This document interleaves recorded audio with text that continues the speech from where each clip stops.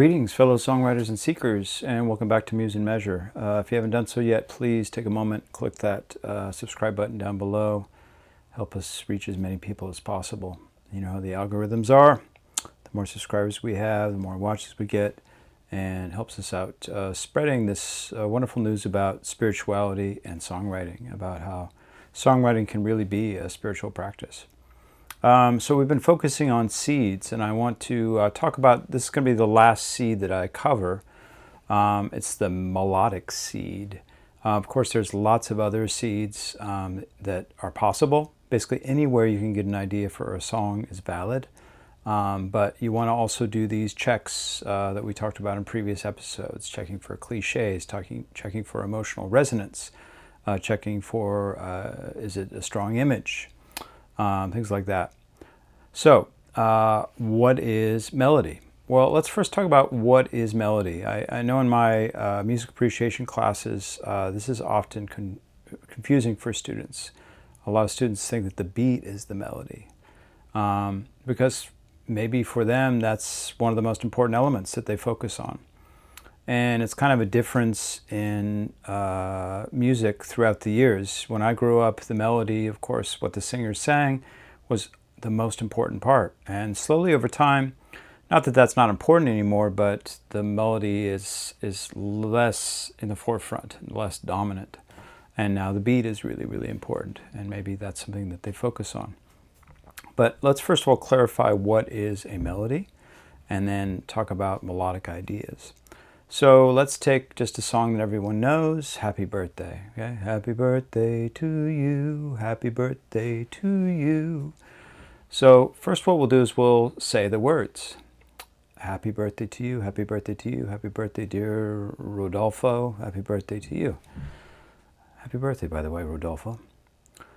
Those are the lyrics. Okay, so those are the words set to music. And I apologize if this is too basic for you. You can skip ahead, but this is a confusion that some people have. Okay, so now we're going to...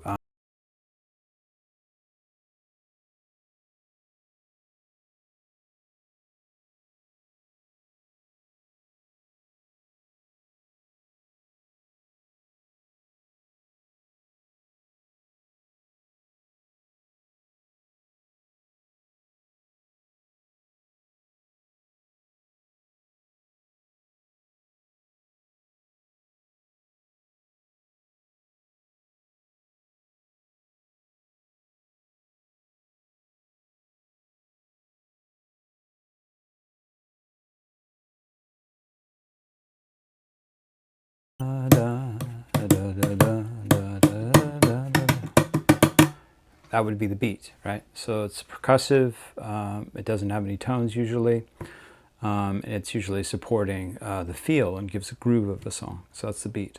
So what is the melody then? Okay, so if we hum and don't say the words,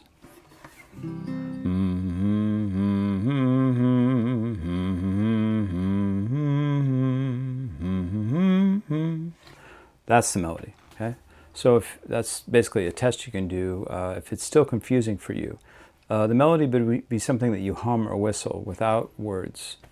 And this is really important because when you're gathering musical seeds, you want to not put a bunch of filler on top of this. And this comes from Mark Simos' book, Songwriting Strategies, a great little book that covers all these bases, and I'll put a link down in the description. But he is very quick to warn against, like, when you get to gather these seeds, keep them in their pure state. What that means is that you don't want to rush to throw chords underneath them. You don't want to rush to add lyrics. Because you want to keep them in their natural state if they were something that would really caught your attention. So vividness is self-selecting, that old beat slogan. Notice what you notice. First thought, best thought. All this stuff, the kind of the spiritual aspects of watching the mind and what is vivid for us, it comes through in the seed gathering, because seeds are what we notice. And so there's something special about them, or else they would go unnoticed. Our brain is processing all this information constantly, and only the what is really special or resonant with us is noticed. So we don't want to sink our seeds with a bunch of filler. So if I have a melodic line and I put a chord progression that isn't so great underneath it, maybe when I return to that in my songwriting sessions, I'm going to go, oh, this wasn't that good. Maybe the chord progression will ruin it. Or if I put some mediocre lyrics just because I was in a rush to get the idea moving along, then same thing will happen. I might abandon it and go, oh, that wasn't that great. Okay. So when you collect these melodic seeds, it's good to just keep them in the pure state and save them for your songwriting session later to actually work on. He also recommends writing out the notes on staff paper. If you're able to do that, that's great. Also, what happens when you do that is you're kind of editing. You're thinking about the melody and what works and what doesn't work when you're writing it out. You know, whenever you're transcribing something from a recording, your editor is like in full force during that, and they're kind of going, oh, well, that's pretty good, but you could change this or change that. I notice this when I'm writing down the lyrics or the melody from an idea that I have recorded on my phone. I'll often change a couple of things to make it better. In theory, hopefully it's better. You can always listen back and see if you missed something. And I always do that. I always go back to my different versions of songs and see if I missed something or I left something out that was really good and it got somehow on the cutting room floor because maybe I sang something in a way that I really like, or there was a line that I somehow forgot about. So it's good to revisit the seed ideas in their nascent state. So the other day I came up with a melody. I was cleaning the house and I go da da da da da da da da do do do do do do do do, and for some reason that was a very haunting melody for me. And this happens a lot whenever I have like a melody that's really strong and it comes to me very quickly. It's like, oh, that's from someplace else. I'm obviously remembering some old melody that I've heard before, and I can't quite place it, but I'm sure I will come across later and find out where it came from. Maybe you can tell me, is this melody from someplace? Do do do do do do do do do do. Do do do do do do do. I may be totally ripping off, but I'm not doing it consciously, right? So there's a difference there.